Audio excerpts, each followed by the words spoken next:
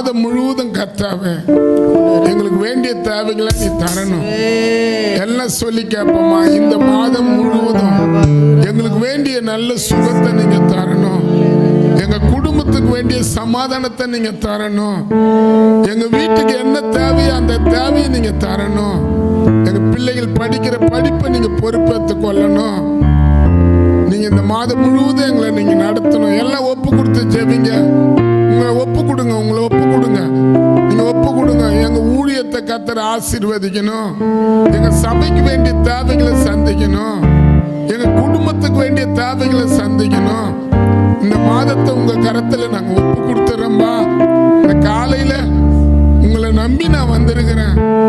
இந்த மாதம் முழுவதும் நீ தான் எங்க வீட்டுல சமாதானத்தை வைக்கணும், சந்தோஷத்தை வைக்கணும், ஒற்றுமையை வைக்கணும், பக்தியை வைக்கணும், ஜபஜீவியத்தை வைக்கணும், விசுவாசத்தை வைக்கணும்.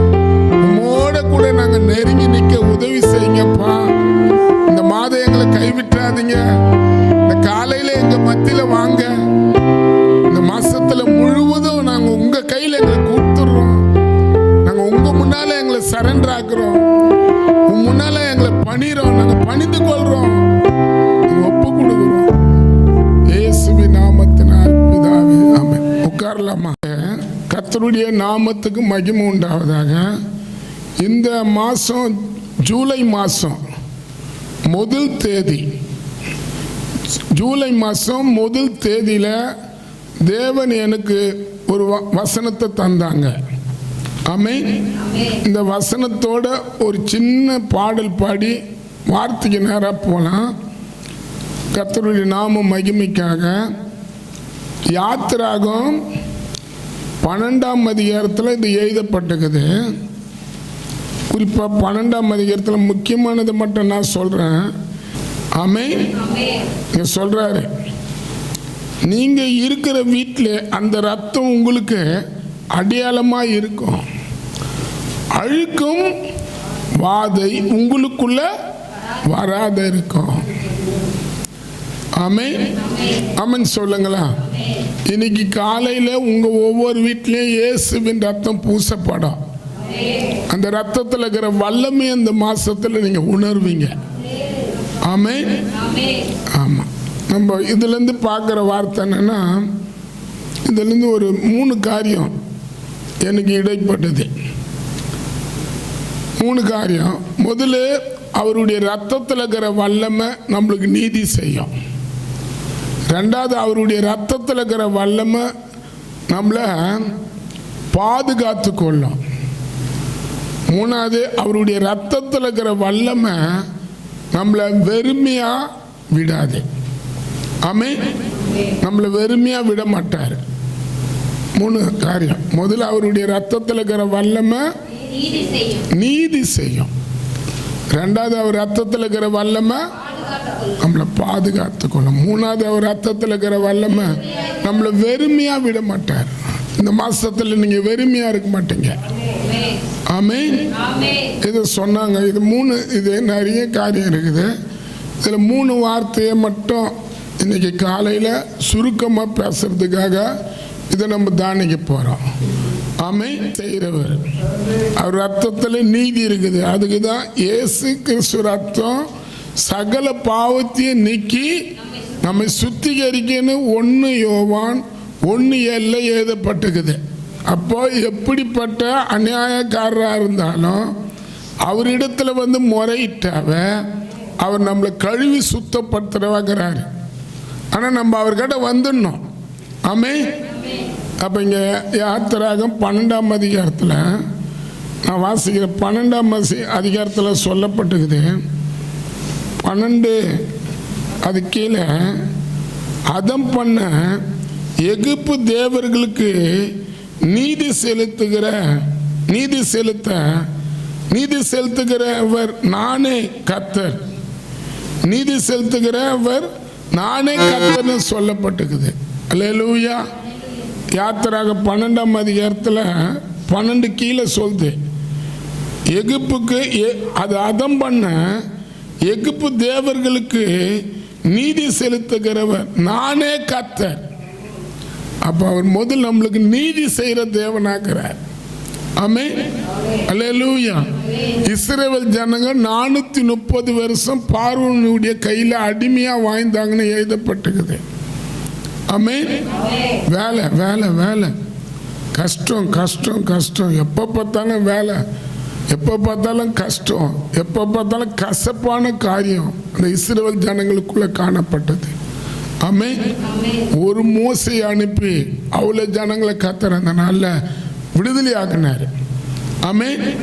அன்னைக்கு மோசே மூலியமா விடுதலை, ஆனால் நம்ம நாளில் இயேசுநாதர் மூலியமா விடுதலை. அல்லேலூயா.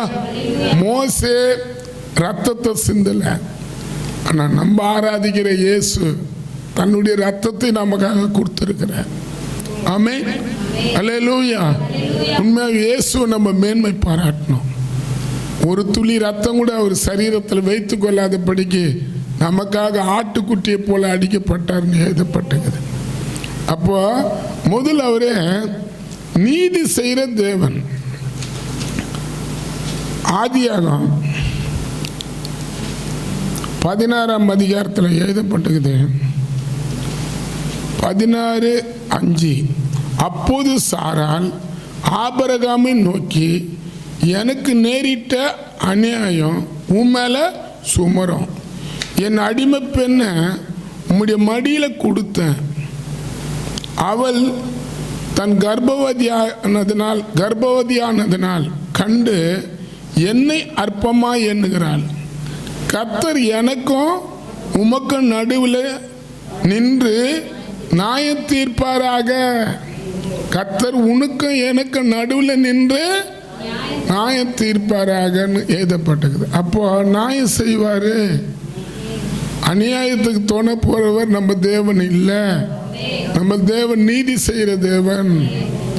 அப்போ இங்கே சொல்லப்பட்டிருக்குது, கர்த்தர் எனக்கும் உமக்கும் நடுவில் நின்று நியாயம் தீர்ப்பாராக அப்படின்னு எழுதப்படும். அப்போ சாராளுக்கு விரோதமா ஒரு அம்மா அதிகம் எத்தனையோ நன்மைகளை சாராள் அந்த அம்மா கொடுத்து அந்த அம்மாவுடைய வாழ்க்கையே கொடுத்துட்டாங்க.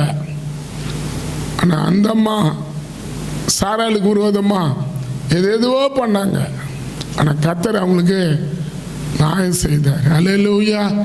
அவங்களுக்கு விரோதமாக எழும்பினவங்க அலைஞ்சு திரிஞ்சுன்னு போனாங்களா. அப்போ நம்மளுக்கு விரோதமாக கூட எழும்புறவங்களாம் அலைஞ்சு திரிவாங்க.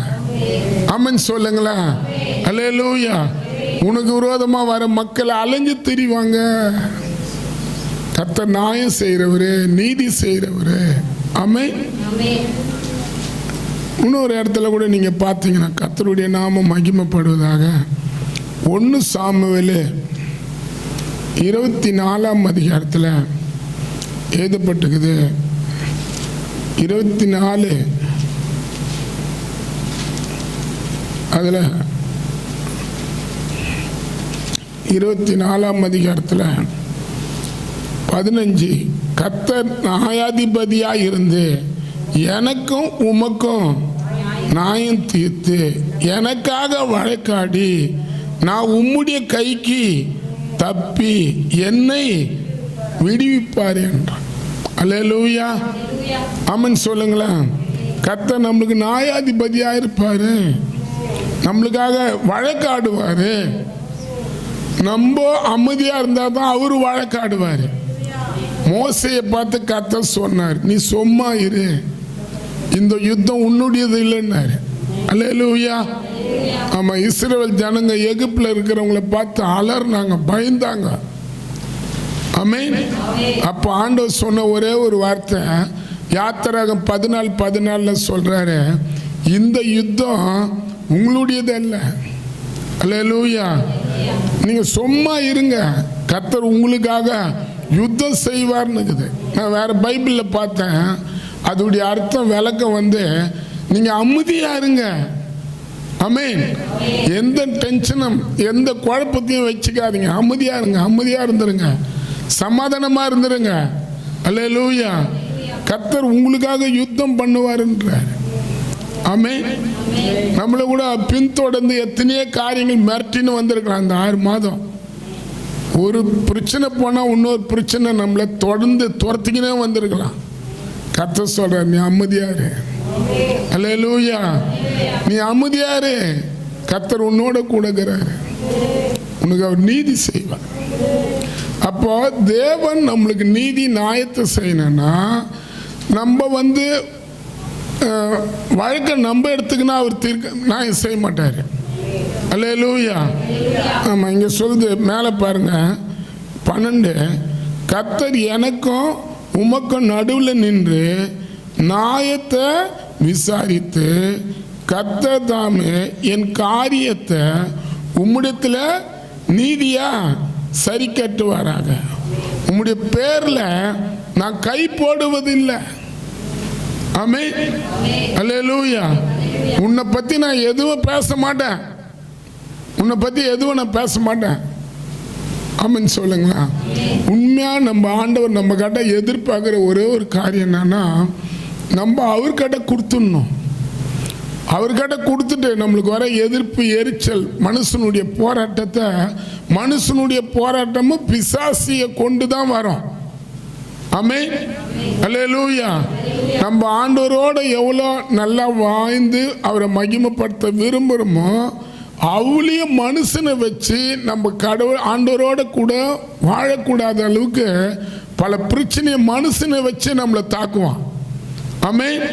யாரும் இல்லை, மனுஷனை வச்சு அது குடும்பத்தாருக்குள்ளேருந்து வரலாம், அது வெளியே இருந்து வரலாம். ஆமென். அல்லேலூயா சொல்லுங்களேன். உண்மை, அது வீட்டில் இருந்து வரலாம். ஆனால் அதில் நம்ம அமைதியாக இருக்க கர்த்தர் நம்மளுக்கு கிருபை தரணும். ஆமென் சொல்லுங்களேன். நம்ம சாட்சி எப்படின்னா கேட்டுட்டா அதில் அவன் சந்தோஷப்படுவான். என்கிட்ட நேற்று கர்த்தர் என்கிட்ட சொன்னது, நான் நீதி செய்கிற தேவன். அல்லேலூயா. நான் தாவீதுக்காக வழக்காடலையா, சவுலுக்காக சாராளுக்காக வழக்காடலையா, யாக்கோப்புக்காக நான் வழக்காடலையா, உனக்காகவும் நான் வழக்காடுவேன். ஆமென் சொல்லுங்க. அப்போ முதல் காரியம் நம்ம உண்மையாகவே நீதி நியாயத்தை கர்த்தர்கிட்ட ஒப்பு கொடுத்துடணும். ஆதியாகமம்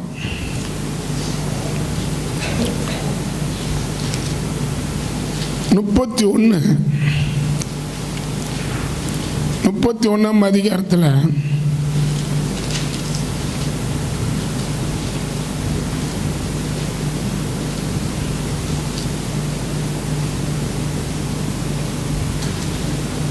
'அந்த அதிகாரத்தில் சொல்லப்பட்டுக்குது,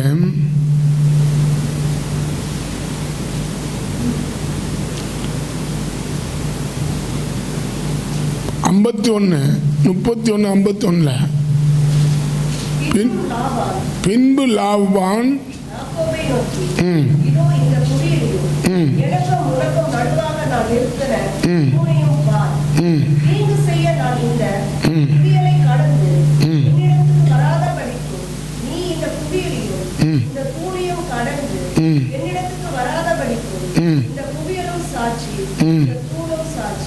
ஆமென். இதில் பாருங்க, யாக்கோப்பை அதிகமாக ஏமாத்தினாரு சொந்த மாமனார்.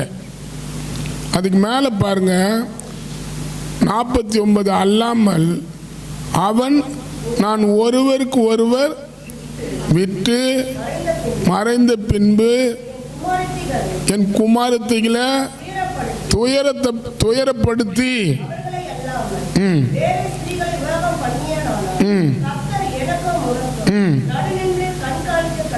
ஆமென் நடுவில் நின்று கண்காணிப்பாரு. இப்போ கண்காணிக்கிற கேமரா வச்சிருக்கிறாங்க இல்லையா, அப்பயே கண்காணிக்கிறவர் அவர் இருந்திருக்கிறார். அல்லேலூயா.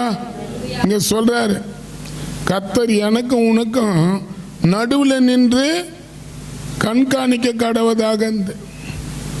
ஆமென். நியாயம் செய்கிற தேவன். இங்க சொல்றாரு, என் பிள்ளைகளுக்கு நீ எதுனா துயரப்படுத்தினா, என் வீட்டில் இருக்கிற பெண்களை நீ துயரப்படுத்தினா, ஆமென், என் பிள்ளைகளை விட்டு வேற ஒருத்தரோட நீ உறவானா கர்த்தர் கண்காணிப்பாரு, கர்த்தர் நியாயம் செய்வாரு, கர்த்தர் நீதி செய்வாருன்ற. ஆமென் சொல்லுங்களா. இப்போ மனைவி புருஷனுக்கு விரோதமாக போகலாம், புருஷன் மனைவிக்கு விரோதமாக போகலாம், பிள்ளைகள் தாய் தகப்பனுக்கு விரோதமாக போகலாம். ஆனால் அது யார் பார்க்கறது? கர்த்தர் பார்க்குறாரு. அல்லேலூயா. அப்ப இஸ்ரவேல் ஜனங்களுக்கு 430 வருஷம் இஸ்ரவேல் ஜனங்க பார்வோனுடைய கையில அடிமையா வாழ்ந்தவங்களுக்கு தேவன் நீதி செய்தாராம். ஆமென், அல்லேலூயா. யாத்திராங்க 12, நீங்க அது ஃபர்ஸ்ட் பாருங்க. 12ஆம் அதிகாரத்தில் சொல்லப்பட்டுக்குது.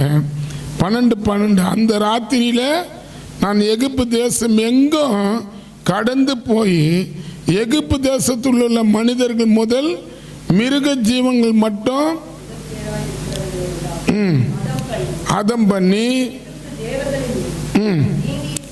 நீதியை செலுத்துவன் என்று நானே கர்த்தர். அல்லேலூயா. எனக்கு இதில் பிடிச்ச வார்த்தை என்னன்னா, அந்த ராத்திரியில நான் எகிப்து தேசம் எங்கும் கடந்து போய், இந்த ராத்திரியில கூட, இந்த 5 மணிக்கு ராத்திரியில, இந்த வெடிகாலத்தில், ஆமென், அல்லேலூயா, உங்களுக்கு விரோதமா யாரா இருந்தாலும் கர்த்தர் அவங்க கிட்ட கடந்து போவாரு. அவங்களுக்குள்ள இருக்கிற பொல்லாத ஆவிகளை கர்த்தர் அதம் பண்ணுவாரு. உனக்கு எதிர்ப்பா போராடுகிற கிரிகளை கர்த்தர் அதம் பண்ணுவாரு. நீ விசுவாசி. அல்லேலூயா. இந்த வசனம் சொல்லுது, அந்த ராத்திரியில நான் எகிப்து தேசம் எங்கும் கடந்து போயின்னுக்குது. எங்கும். அப்ப நம்ம தேவன் எங்கும் கடந்து போவாரு. அவர் நீதி செய்கிற தேவன். ஆமென். 2வது யாத்திராகம்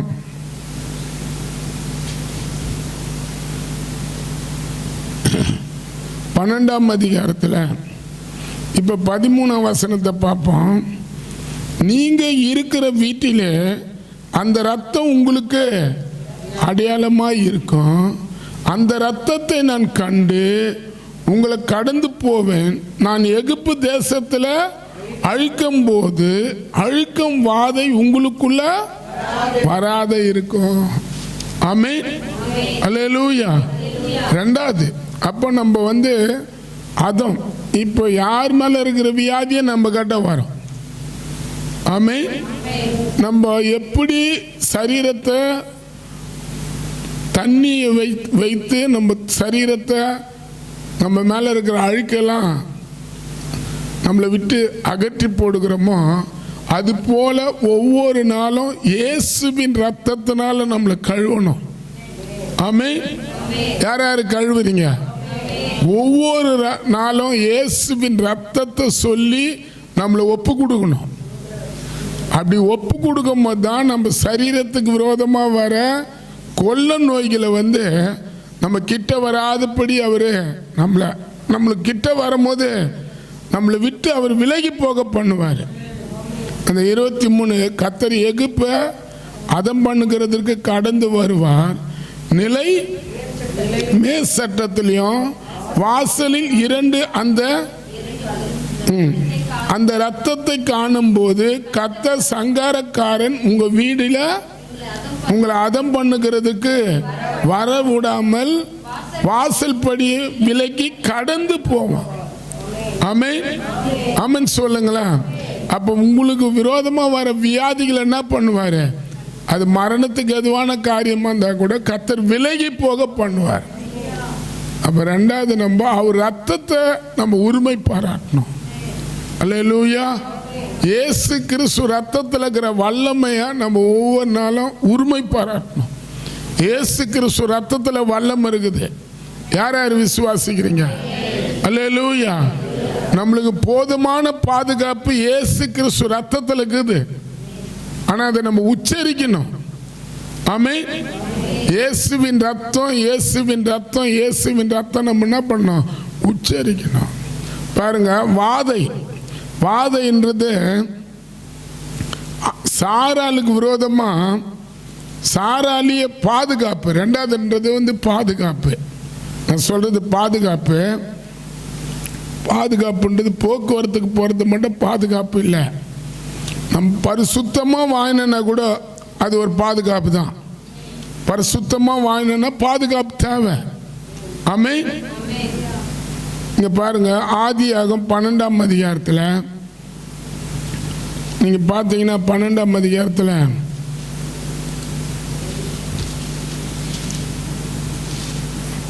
12ஆம் அதிகாரத்தில் 17 ஆபிரகாம் மனைவி சாராள் நிமித்தம் கர்த்தர் பார்வனையும் அவன் வீட்டாரையும் மகா வாதையினால் வாதித்தார். அல்லேலூயா, ஆமென் சொல்லுங்களா. ஆமா. ரெண்டாவது பாருங்க, சாராள் ஆபிரகாம தேவன் பாதுகாத்தாங்க. ஆனா சாராள் ஆபிரகாமுக்கு விரோதமா வந்த அந்த பார்வனை கர்த்தர் அந்த குடும்பத்தாரிய வாதையினால நிரப்பினாராம். ஆமென் சொல்லுங்க. அல்லேலூயா சொல்லுங்களா. ஆமா. அப்போ இங்க பார்க்குற காரியம் என்னன்னா, ஆபிரகாம் சாராள் கர்த்தருடைய வார்த்தையை கேட்டு அந்த வார்த்தையின்படியே நடந்தவங்க. அவங்க நம்மளுக்கு கூட கர்த்தர் அந்த கிருபை தரணும். நம்மளை கர்த்தர் பாதுகாக்கணும்னா ஆமென் அல்லேலூயா. சில நேரத்தில் வையே தெரியாத பக்கமெல்லாம் நம்மளை அனுப்புவார். ஆமென். வை தெரியாது, அட்ரஸ் தெரியாது. அல்லேலூயா. ஆமாம், எந்த இடத்துக்கு போகிறன்னு கூட நமக்கு தெரியாது. அதுமாரி கர்த்தர் நம்மளை அனுப்பும் போது நம்ம அவரை எதுக்கு அனுப்புறன்னு கேட்கக்கூடாது. ஏன்னா நீங்கள் பாருங்கள், பைபிள் சொல்லுது, எபிரியர் 11ஆம் அதிகாரத்தில் நீங்கள் பார்த்தீங்கன்னா, எபிரியர் 11 அந்த 11ஆம் அதிகாரத்தில்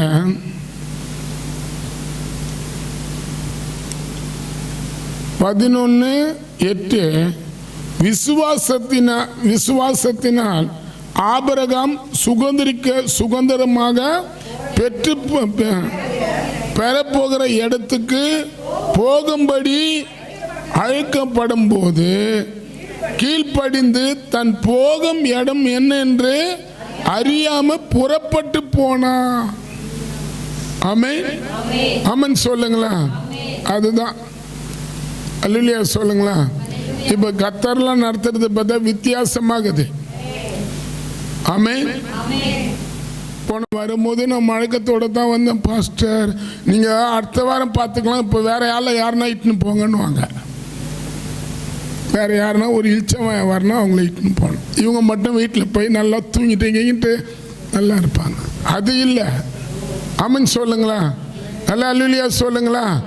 இப்போ இந்த நேரம் இப்போ இன்னைக்கு நடத்துகிற அந்த கூட்டத்துக்கு நேற்று நாள் நாங்கள் ஆயத்தப்படுத்திட்டோம்.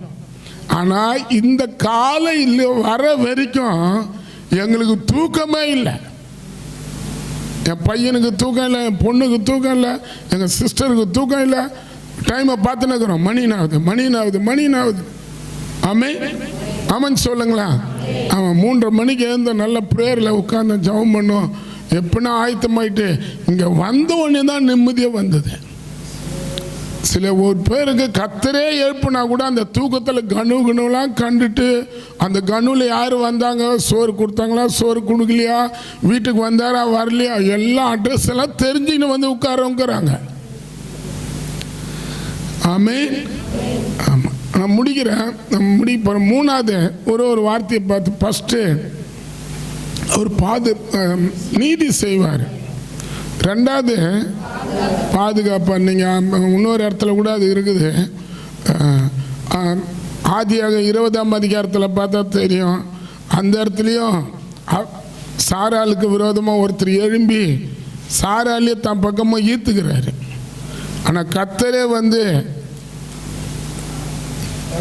தடுத்து நிறுத்துறாரு. அல்லேலூயா. தடுத்து நிறுத்துறாரு. நீ அவங்கள விட்டு சாரால விட்டு அவங்க ஒரு தீர்க்கதரிசி மனைவி அப்படின்னு சொல்றாரு. அந்த இடத்துல அவன் விரோதமாக எழும்பும் போது அவன் மேல வாதை வந்ததுன்னு எழுதப்பட்டிருக்குது. ஆபிரகாம் ஜெபம் பண்ண உடனே தான் அந்த வாதையை அவங்கள விட்டு போச்சுன்னு எழுதப்பட்டிருக்குது. அப்ப நம்மளுக்கு வாதை வராது. நம்மளுக்கு விரோதமாக பண்றாங்க பத்தி, அவங்க மேல கர்த்தர் வாதையை அனுப்புவார். அல்லேலூயா. அதுதான் சொல்லுது, பொல்லாப்பு உனக்கு நேரிடாது, வாதையும் கூட அணுகாதுனுக்குது. ஆமாம். மூணாவது நம்ம ஒரு வசனத்தை பார்த்து முடிப்போம். இங்கே எழுதப்பட்டிருக்குது, யாத்திராகம் 12ஆம் அதிகாரத்தில் யாத்திராகம் 3ஆம் அதிகாரத்தில் 21. அப்பொழுது இந்த ஜனங்கள் எகிப்தின் கண்களிலே தயவு கிடைக்க பண்ணுவேன், நீங்க போகும்போது போவது. அப்ப இந்த மாசத்தை கர்த்தர் உங்களை வெறுமையா விட மாட்டார். நீங்க போகும்போது வெறுமையா போகுது. அப்ப பாருங்க, கொடுத்து அனுப்பினாராம். அப்ப இந்த 6 மாதங்கள் எத்தனையோ கஷ்டப்பட்டு இருக்கலாம். ஆமென். நீங்க எதிர்பார்க்கிற தேவைகள் உங்க கையில கிடைக்காதே இருந்திருக்கலாம். அல்லேலூயா. ஆமென் சொல்லுங்களா. இங்க சொல்லுது. அப்ப 3வது இந்த இடத்துல எழுதப்பட்டிருக்குது, நீங்க போகும்போது வெறுமையா போவதில்லை. ஒவ்வொருத்தரும் ஒரு பெண்ணும்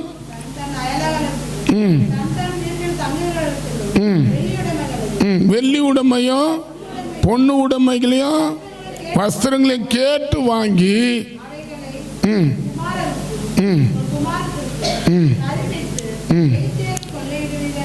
ஆமென் சொல்லுது. நீங்க அதே யாத்திராகம் 12ஆம் அதிகாரத்தில் திரும்பி அதை பார்த்தீங்கன்னா அந்த வசனங்க எழுதப்பட்டிருக்குது.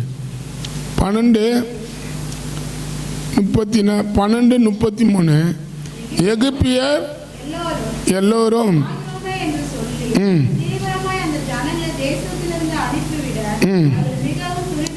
35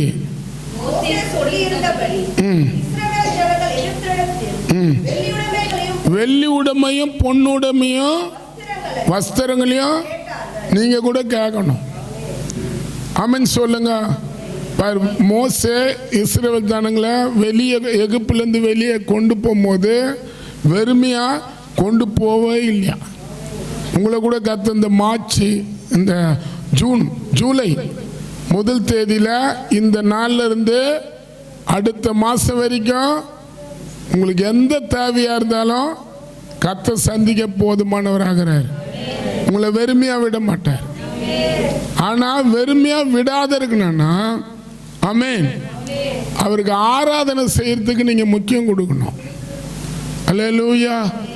அவங்க ஆராதனை செய்யறதுக்கு அந்த இடத்துல ஒரு பார்வன் தடையா இருந்தான். இங்க சொல்லிட்டு பாருங்க, யாத்திராகம் 9ஆம் அதிகாரத்தில் 9:20 பார்வனுடைய ஊழியக்காரர்கள் எவன் கர்த்தருடைய வார்த்தைக்கு பயப்பட்டானோ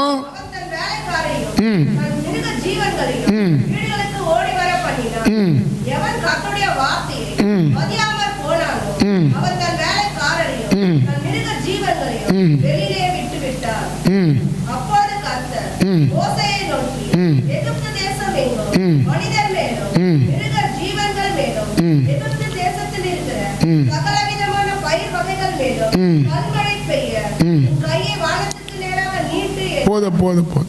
அல்லேலூயா. இங்க சொல்லுது, எவன் கர்த்தருடைய வார்த்தையை மதிக்காத போனான்னு.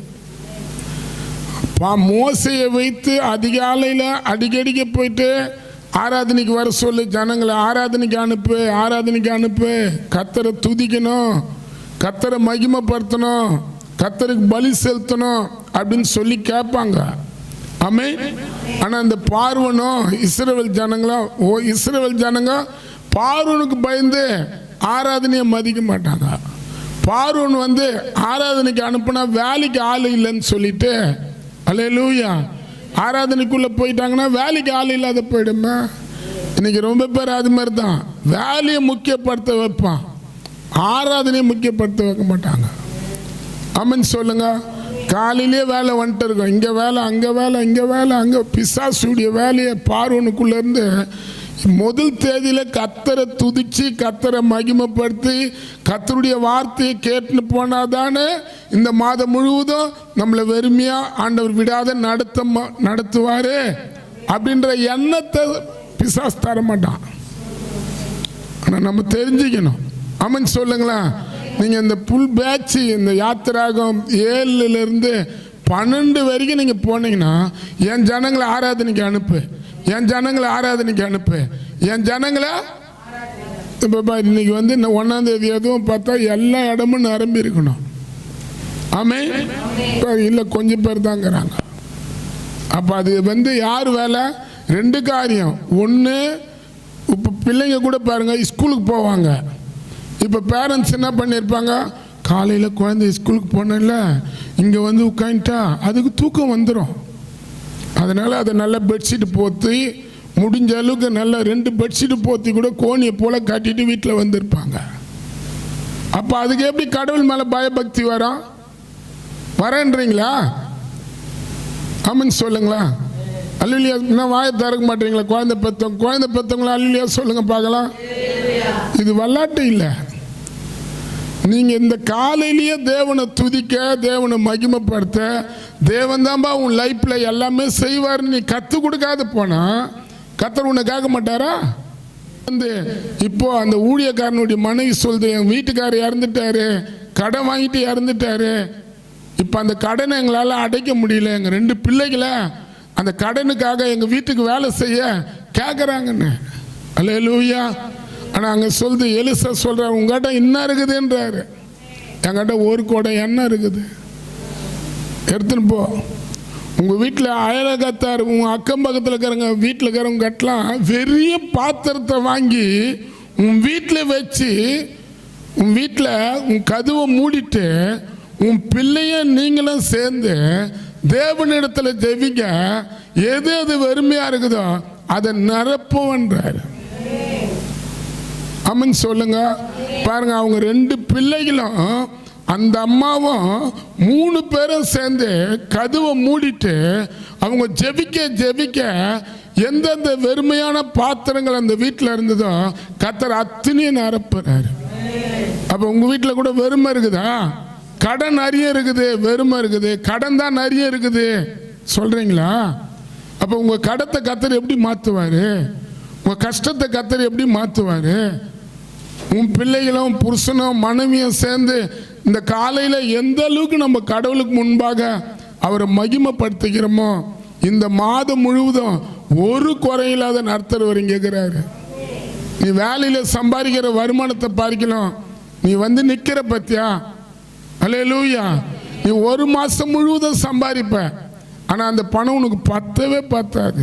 ஆனால் நான் சொல்கிறேன் தீர்க்கதரிசனம், அந்த காலையில் நீங்கள் வந்து போகிற ஒரே நாளில் 1 மாதம் சம்பாதிக்கிற பணத்தை கர்த்தர் உன் கையில் தருவார். அந்த தேவன் இங்கே வந்திருக்கிறார், உனக்கு தெரியாது. ஆமாம் சொல்லுங்க. இப்போ நிறைய ஊழியக்காரங்களாம் மேனேஜராக, பேங்க் மேனேஜராக இருந்தவங்க, நிறைய பொறுப்பில் இருந்தவங்க, போஸ்டிங்கில் இருந்தவங்க, பெரிய நிறைய சேலரி வாங்கினவங்க தான் ஊழியத்துக்கு ஒப்பு கொடுக்கப்பட்டவங்களாம் வந்தவங்க. அல்லேலூயா. ஆமாம் சொல்லுங்களா? ஆமாம். சில பேர் தெரியாது. பாஸ்டர் சாம் சுந்தரையா கூட பேங்க் மேனேஜராக இருந்திருக்கணுமா. பேங்க் மேனேஜராக போகிற அந்த வேலையை வேணான்னு சொல்லிட்டு ஊழியத்துக்கு வந்தாராம். ஆமாம் சொல்லுங்க.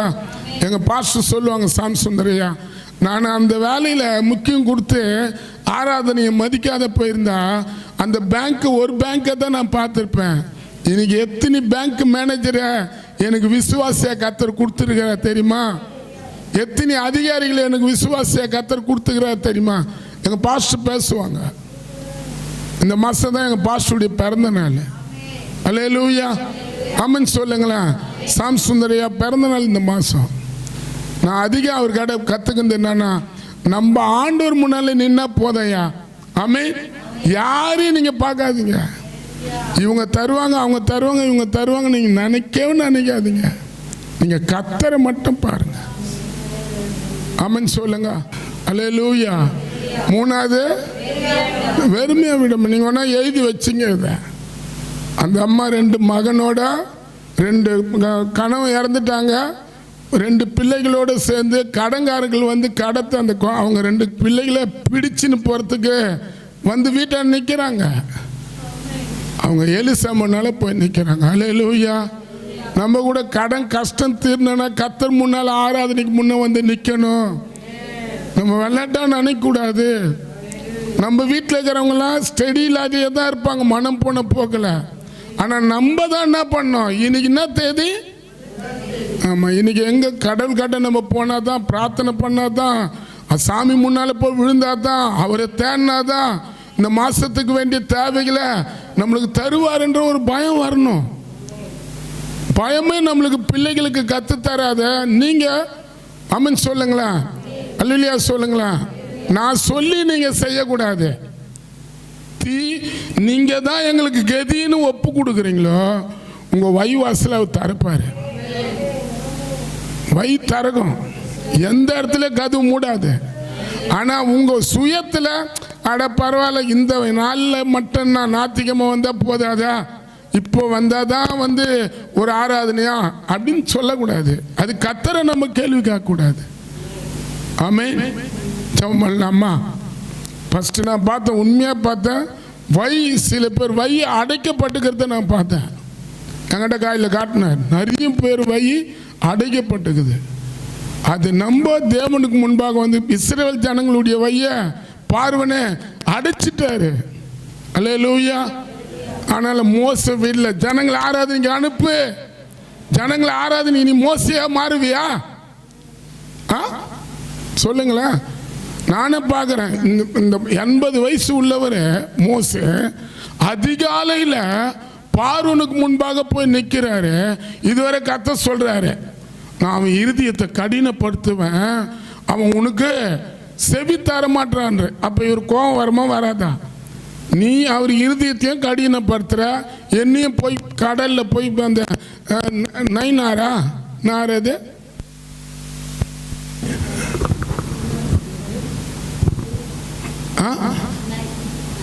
நைன் நதியா, நைன் நதி, அதுல போய் அடின்றாரு, தண்ணீர் ரத்தமா மாத்துறாரு, திருப்பண கடினமாயிரான், கோலை மேல நீட்டுன்றாரு, வெட்டுக்கிளி அனுப்புறாரு, தவுக்கிளி அனுப்புறாரு, பேனை அனுப்புறாரு, வண்டுகளை அனுப்புறாரு, கொள்ள நோய் அனுப்புறாரு, இப்போ மழையை அனுப்புற. எப்படி பார்த்தாலும் அவன் இருதயம் என்ன பண்ணுது? அந்த அற்புதம் நடக்கிற வரைக்கும் மோசே அருண் என் பாவத்தை மன்னிங்க, நான் துன்மா இருக்கேன், எனக்கு ஜெபிங்க, அப்புறம் நான் உங்களை அனுப்புறேன்றான். ஆனா ஜெபம் பண்ணி அற்புதம் நடந்தோன்னு என்ன பண்ண மாட்டான்? ஜனங்களை அனுப்பல. அப்ப மோசே என்ன பண்ணிருக்கலாம்? ஊழியத்தையே எழுதி கொடுத்துட்டு போயிட்டு இருக்கலாம். நீ அவன் இருதயத்தை கடினப்படுத்துற, அவனுக்கு அற்புதம் அடையாளம் நடந்தாலும் என்ன பண்ண மாட்டான்? எங்களை வெளியே அனுப்ப மாட்டான்னு லாஸ்டா பார்க்குறாரு. இனிமே இவன் அல்லேலூயா வீட்டில் ஒரு பணம் விழுந்ததுன்னா என்ன பண்ணுவான்?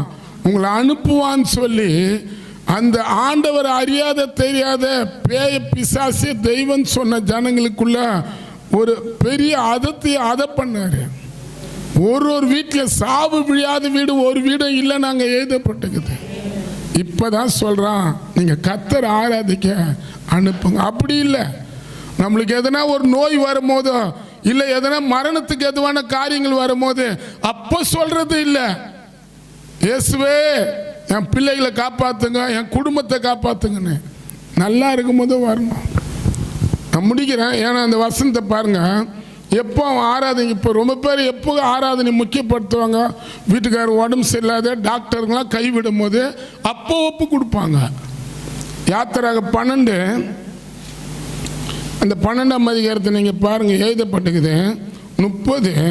அப்போது பார்வன் அவனுடைய சகல ஊழியக்காரங்களை எகிப்து யாவையும் ராத்திரியில எழுந்து மகா கூக்குரலிட்டு எகிப்தில் உண்டான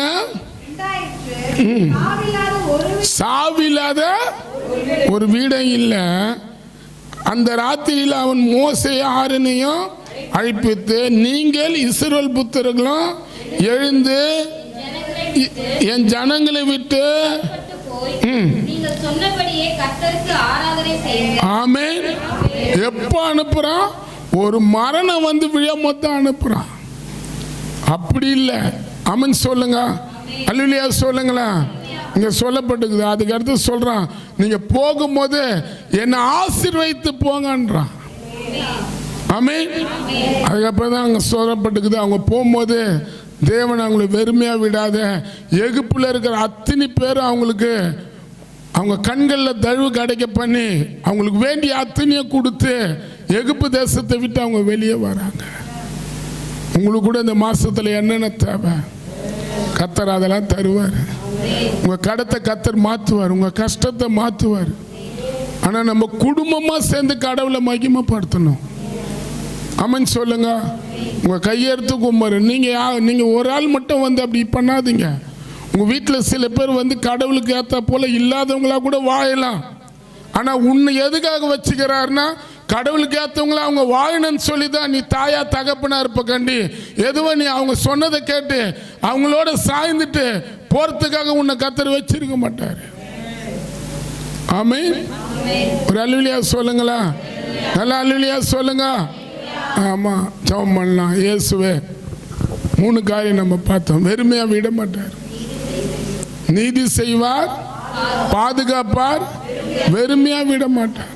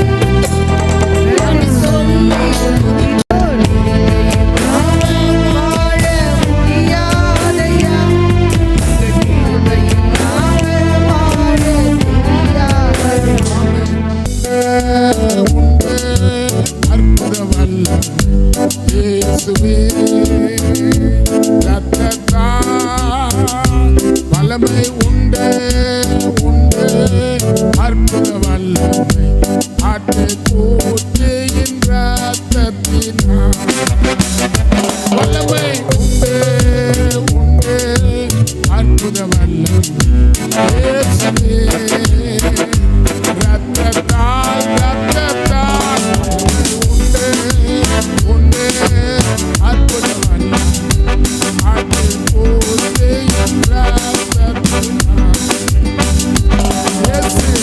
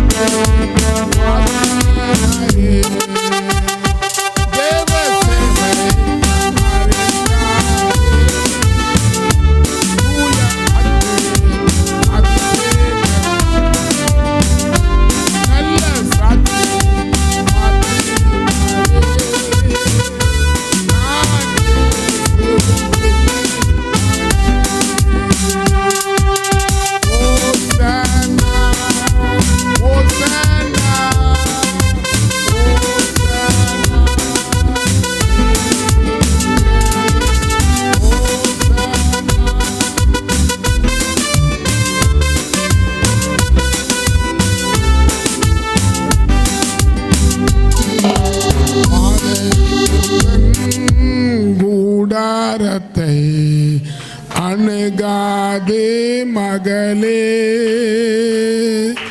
பொல்லாப்பு நேரிடாதே.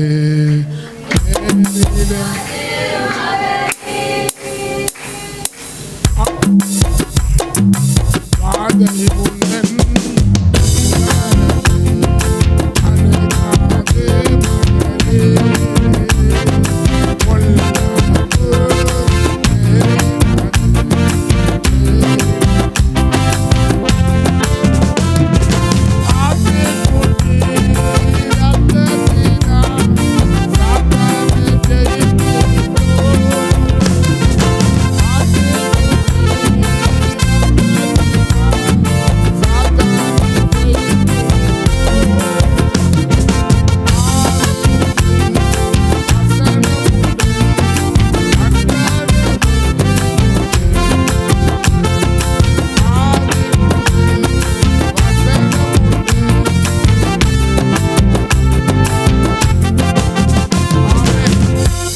நல்லா கைத்தட்டி நல்லா சோத்திரம் பண்ணுங்க. சபா பாபா பாலா ரபா லரா நல்லா ரீகா பாபா பாலா ரபா லரா.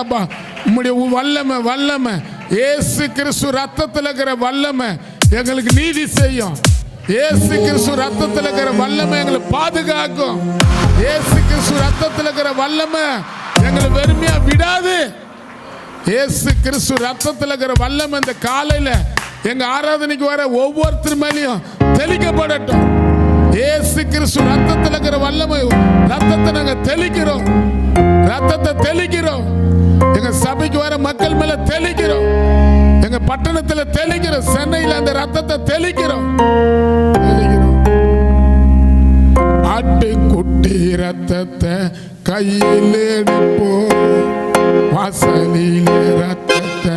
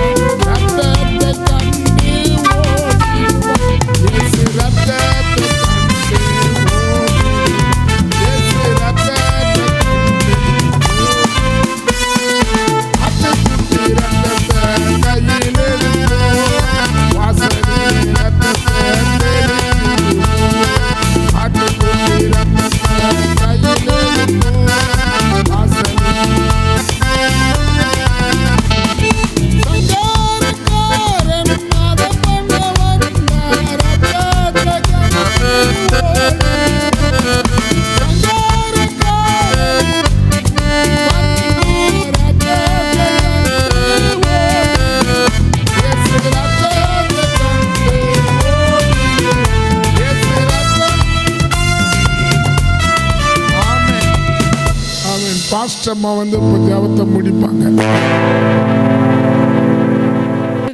வாகனத்தில் இயேசுவின் ரத்தத்தை நாங்கள் தெளிக்கிறோம். இயேசுவின் ரத்தத்தை நாங்கள் தெளிக்கிறோம். இந்த மாதம் சொன்ன அந்த வசனத்தின்படி ஆண்டவரை யாத்திராகும் ஆண்டவரை 12ஆம் அதிகாரம் ஆண்டவரை அப்பா 13ஆம் வசனத்தின்படி சங்காரக்காரன் ஆண்டவரை அப்பா வரவிடாதபடி அந்த ரத்தத்தை கண்டு விலகி ஓடத்தக்கதாக இந்த வல்லமை இயேசுவின் ரத்தத்தில் இருக்கிற வல்லமை இயேசுவின் ரத்தத்தில் இருக்கிற வல்லமை எங்கள் மேலே இறங்கட்டும். எங்கள் பிள்ளைகள் மேலே இறங்கட்டும். எங்கள் வீடுகளை இறங்கட்டும். நாங்கள் செய்கிற தொழில் இறங்கட்டும். சபையில் இயேசுவின் ரத்தத்தை நாங்கள் தெளிக்கிறோம். சபையில் உள்ள பொருளெல்லாம் இயேசுவின் ரத்தத்தை நாங்கள் வாரி தெளிக்கிறோம். எங்கள் விசுவாசியுமெல்லாம் இயேசுவின் ரத்தத்தை நாங்கள் தெளிக்கிறோம். இயேசுவின் ரத்தத்தை நாங்கள் தெளிக்கிறோம். எங்கள் சபையில் இருக்கிற ஆண்டவரை ஊழியர்கள் மேலாம் ஆண்டவரை இயேசுவின் ரத்தத்தை தெளிக்கிறோம். சென்னை பட்டணத்தில் இருக்கிற எல்லா ஊழியர்கள் மேலே இயேசுவின் ரத்தத்தை நாங்கள் தெளிக்கிறோம். எல்லா ஊழியர்களுடைய குடும்பங்களில் இயேசுவின் ரத்தத்தை நாங்கள் தெளிக்கிறோம். வட இந்தியா சைடு இருக்கிற எல்லா ஊழியர்கள் மேலேயும் தென்னிந்தியா சைடில் இருக்கிற எல்லா ஊழியர்கள் மேலேயும் இயேசுவின் ரத்தத்தை நாங்கள் தெளிக்கிறோம். தூரத்துக்கும் சமீபத்துக்கும் தெய்வமாக இருக்கிறவரு உங்கள் ரத்தத்தை ஊழியக்கார் குடும்பத்தை ஊழியர்களை பாதுகாக்க வேண்டும் செபிக்கிறோம். சபை நடத்துகிற எல்லா சபைகளில் கூட இயேசுவின் ரத்தத்தை நாங்கள் தெளிக்கிறோம். பரிசுத்த ஆவியானவரே இந்த காலை வேளையில் கூட அப்பா நீர் எங்கள் மத்தியில் வந்திருக்கிறதுக்காக கொடா கோடி நாங்கள் நன்றி செலுத்துகிறோம். பரிசுத்த ஆவியானவர் தாமே ஒரு வீச எங்களுக்கு ரத்தத்து மூலியமாக ஆண்டவரை விடுதலை தாங்கப்பா. உங்க ரத்தத்து மூலியமாக எங்களுக்கு வருகிற போராட்டங்களிலிருந்து நீதி செய்யுங்கப்பா. அநியாயக்காரருக்கு முன்பாக என் தேவ நீதி செய்யணும். அநியாயத்தை செய்து கொண்டு எங்களை துன்புறுத்துக்கு முன்பாக என் தேவ நீதி விளங்க செய்யணும். நீதி செய்யுங்கப்பா. இந்த மாசத்துல எங்களுக்கு நீதி செய்யணும் ராஜா. நீர் எங்களுக்கு பாதுகாப்பை தரணும். எங்களுக்கு பாதுகாப்பை தரணும். உம்முடைய ரத்தத்து மூலியமா எங்களுக்கு பாதுகாப்பை தரணும். போக்குவரத்தில் எங்களுக்கு பாதுகாப்பு தரணும். எங்கள் சரீரத்தில் பாதுகாப்பு தரணும். எங்கள் குடும்பத்தில் பாதுகாப்பு தரணும். பிள்ளைகள் எந்த விதத்தில் வஞ்சிக்கப்பட்டு போயிடாதபடி உம்முடைய பாதுகாப்பு பிள்ளைகள் மேலே வைக்கணும். இயேசுவின் ரத்தத்தின் மூலியமா பாதுகாப்பு, போக்குலையும் வருகளையும் பாதுகாப்பு, பிள்ளைகள் பயங்கர இடத்துல பாதுகாப்பு. ஆண்டவர் ஃப்ரெண்ட்ஸுக்கு மூலியமா, நண்பர் மூலியமா யாரும் எந்த விதத்தில் நயவஞ்சமா வஞ்சிக்கப்பட்டு போயிடாதபடி உம்முடைய பாதுகாப்பு அனுப்பணும். உம்முடைய பாதுகாப்பு அனுப்பணும். இயேசுவே உம்முடைய பாதுகாப்பை தரணும். அதே போல நாங்கள் வெறுமையா இந்த மாதம் நாங்கள் முடிக்க கூடாது. போன மாசத்துல எத்தனை வெறுமையை நாங்கள் பார்த்தோம், எத்தனை கஷ்டங்களை பார்த்தோம், எத்தனை கடத்தை பார்த்தோம், எத்தனை வேதனைகளை பார்த்தோம், பண பற்றாக்குறைகளை பார்த்தோம். இயேசுவின் நாமத்தினால அதெல்லாம் விலகி ஓடணும். அதெல்லாம் விலகி ஓடணும். எங்களை விட்டு இந்த மாதம் அது முழுவதும் மறையணும். இந்த மாதம் நாங்கள் வெறுமையை பார்க்கக்கூடாது. வெறுங்கையா நாங்கள் யாரும் இல்லை இல்லை ஒரு நாளும் இந்த காரியத்துக்கு இல்லை, இந்த காரியம் செய்யலாம் நினைக்கிறேன், இதை பண்ணலாம் நினைக்கிறேன், இது வீட்டுக்கு இதை வாங்கலாம் நினைக்கிறேன், என் கையில் ஒன்றுமே இல்லைன்னு சொல்லி புலம்புற காரியெல்லாம் மாறட்டும்பா. இந்த மாதத்தில் ஒரு ஆசீர்வாதத்தை எங்களுக்கு நீ கட்டளையிடணும்பா. உங்கள் ரத்தத்தில் மூலியமாக ஒரு ஆசீர்வாதம் எங்களுக்கு கிடைக்கணும். தடப்பட்ட காரியங்கள் நடக்கணும். ஆண்டவரே, அந்த எப்படி தீர்க்கதரிசியின் விதவி வீட்டில் ஒன்றுமே இல்லை, ஒரே ஒரு கொடை எண்ணெயை தவிர எதுவுமே இல்லை. ஆனாலும் பாத்திரத்தெல்லாம் வாங்கி நிரப்பும் போது எலிசா மூலியமாக அந்த வார்த்தை சொல்லும் போது, நீ போய் வீட்டு அரைக்கடை வீட்டு அரைக்கடையை மூடிக்கொண்டு நீ ஜெபம் சொல்லும்போது இந்த மெராக்கள் நடந்துச்சப்பா. எங்கள் வீட்டில் கூட அப்படிப்பட்ட மெராக்கள். எங்கள் வீட்டின் அறக்கதவை நாங்கள் மூடணும். ஜபிக்கிற மனுஷனாக மாறணும். எங்கள் வெறுமையெல்லாம் நீங்கி போகணும். கர்த்தர் அப்படிப்பட்ட பாத்திரங்களை எங்களை மாற்றணும். அப்படிப்பட்டவர்களை எங்களை நிரப்பணும். என் தேவனு எலியா முன்பா வந்து அந்த விதவி நின்னதை போல உனக்கு முன்பா நாங்கள் நிற்கிறவங்களா கர்த்தர் நீ மாற்றணும். எங்கள் சபையாருக்குள்ள அப்படிப்பட்ட ஒரு மாற்றத்தை நாங்கள் பார்க்கணும். எந்த மனுஷன் முன்பாக பணம் வேணும், இவ்வளோ பணம் வேணும், இது வேணும்னு சொல்லி யாரும் நிற்காதபடி உனக்கு முன்பா நிற்கத்தக்கதாக கர்த்தர் இந்த மாதத்தில் அப்படிப்பட்ட மிராக்கிளை செய்யுங்கப்பா. அந்த எகிப்திலிருந்து அவங்க வரும்போது வெறுங்கையா வராமல் ஒவ்வொருத்தரும் பொண்ணு உடைமைகளும் தங்க உடைமைகளும் ஆண்டவரை பொண்ணு ஆபரணங்களையும் பெற்றுக்கொண்டு வந்தார்களாம் ஐயா. ஏ ராமா நிக்கா பாதுரா ராமா ஷாகா தரபா. இந்த மாதிரி அற்புதத்தை இந்த மாசத்துல நாங்கள் பார்க்க என் தேவன் உதவி செய்யணும்பா. இந்த காலை வேலையில் கூட உங்களோட சமூகத்தை மதிச்சு வந்த ஒவ்வொருத்தரும் கூட விசேஷமாக இந்த இடத்துல வந்திருக்கிற ஒவ்வொருத்தரையும் கர்த்தர் நீர் ஆசீர்வதிப்பீராக. இந்த ஆண்டவரே அப்பா, இயேசுவின் நாமத்தினால உங்கள் நாமம் இந்த குடும்பங்கள் ஒவ்வொருத்தர் மூலியமாக மகிமைப்பட கர்த்தர் நீர் உதவி செய்யுங்க. ஆண்டவரே, இந்த நிகழ்ச்சியை பார்க்குற ஒவ்வொருத்தரும் கூட கர்த்தர் ஆசீர்வதிங்க. உங்கள் குடும்பம் ஆண்டவரே, அவங்க குடும்பங்களில் கர்த்தருடைய பாதுகாப்பை நீர் வைக்க வேண்டும் ஜெபிக்கிறோம். சாராளுக்கு நீ பாதுகாப்பை கொடுத்தீங்களப்பா. ஆண்டவரே, சாராளுக்கு எந்த சேதம் வராதபடி நான் தான் தடுத்தேன் அப்படின்னு அந்த இடத்துல எழுதப்பட்டது போல ராஜா, எங்களுக்கு கூட மறைமுகமாக எந்த கண்ணிலையும் யாரும் அகப்படாதபடி தனிப்பட்ட வேலையில் போகும்போதும் வரும்போதும் யாரும் எந்த விதமான ஆபத்தில் சிக்கிக்கொள்ளாதபடி எங்களுக்கு நல்ல ஒரு பாதுகாப்பை நீ தாங்கப்பா. எங்களுக்கு நீதி செய்யுங்கப்பா. எங்களை வெறுமையாக விடாதீங்க சாமி. வந்த ஒவ்வொருத்தரையும் நீர் ஆசீர்வதிங்க. இந்த நாளில் உன் நாமத்தை உயர்த்துன சகோதரனுக்கு நல்ல சுகம் பலனை கொடுத்து நீங்கள் உயர்த்துங்க. இயேசுவின் நாமத்தினால் ஜெபிக்கிறோம் எங்கள் ஜீவன் நல்ல பிதாவே. என் ஆத்துமாவே கர்த்தரை ஸ்தோத்திரி, என் முயிலமே பரிசுத்த நாமத்தை ஸ்தோத்திரி. என் ஆத்துமாவே கர்த்தரை ஸ்தோத்திரி, கர்த்தர் செய்த சகல உபகாரங்களையும் மறவாதே. ஆமேன். கர்த்தர் உங்களை ஆசீர்வதிப்பாராக, உங்களோடு இருப்பார்.